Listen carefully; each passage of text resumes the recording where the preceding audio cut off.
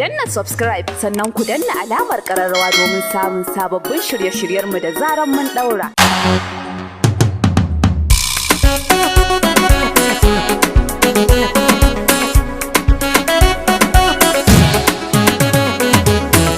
Gida ga motar in ka gama sai ka zo ka duba ta ka gani. Yan wara saman ita ta kawai sai ka ƙara nama rubi biyu.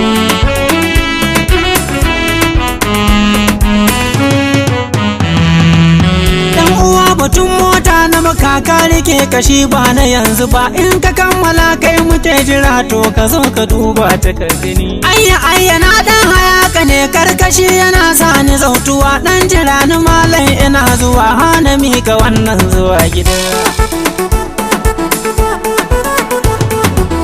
Ina ta neman ka ka gudu, ashe ma kana kusa. Haba kai ku ya saka min haka, saka sanya raina ta farfasa. A'a na ga kazar da ba ta kwai ne take zumuɗi a kyankyasa, shi yasa na ce ƙara ka gani maza in nemi hanyar zuwa gida.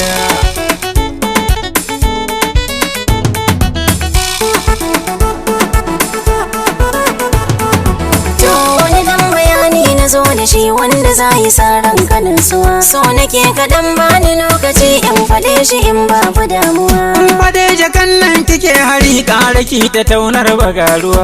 Awa jakar ka ba nake hari ne ganin ka ke sani nisuwa, kuma ga ka balbal ta ko ina ba batun alamar kishin ruwa. Ai mu garin mu ba a rashin kuɗi yanzu sai a kai kyalla kasuwa.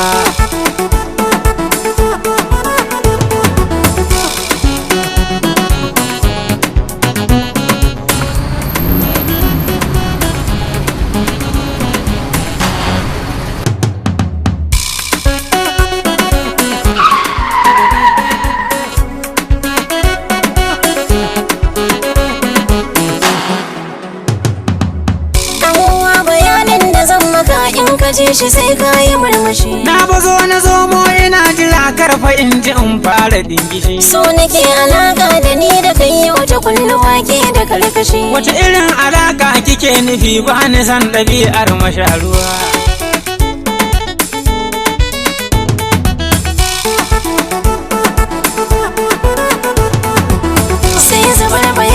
Muke ta yi ne fa ko fa sunan ka ban ji ba.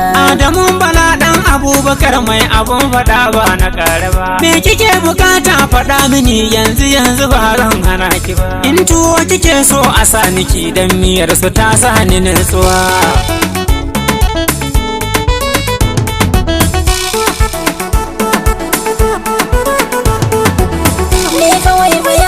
Zo da shi zan fada in ba za ka damu ba. Zazzage ko ya kai cikin buhu ban ga wanda ba zan rike shi ba. Shin kana da aure ko babu ne duk da dai ban san me nufin ka ba. Ai ko na yi aure a baya fa sai na lura ba za ta zaunu ba. In ta yo dumame kaɗan take bani shi yasa ban rike ta ba. Yanzu in ka san mai kula da kai Allah sa ba za ka yi gudun ta ba. Ai zaman da zamu yi na duniya in fa za ta bar in ce in rage. Duk Afirka duk inda na shiga babu inda ba zan yaba ta ba.